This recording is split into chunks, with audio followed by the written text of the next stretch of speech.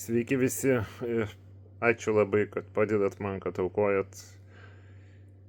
Ačiū už jūsų peržiūras, už palaikymą, už meilę, kad vis dar mane palaikot namuose, kad nereikia eiti slogos namus. Be galo jums dėkoju, didelis dėkui. Vis tik problema su žmogum išlieka dar.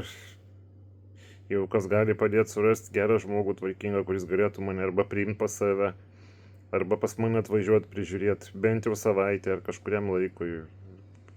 Labai prašau, padėkit to klausimu. Na ir be abejo, vėlgi kreipsiuos su prašymu, kad šiuo metu sąskaitoj tikrai mažai pinigėlių turiu, tai liko 100 eurų, o gyvent dar reikia iki pensijos, aš gaunu apie 12, tai panašiai.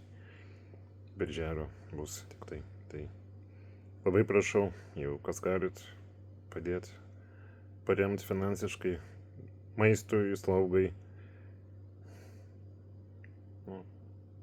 Kas kiek galit, vitaminams galbūt patys galit padovanot atsiųsti.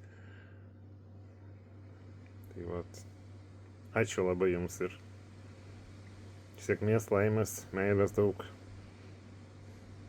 Labai liūdna vieniša. Paskambinkit kas nors, jeigu norit pabendrauti galbūt, arba parašykit į Messengerį. Tai va, dėkui. Ačiū, iki.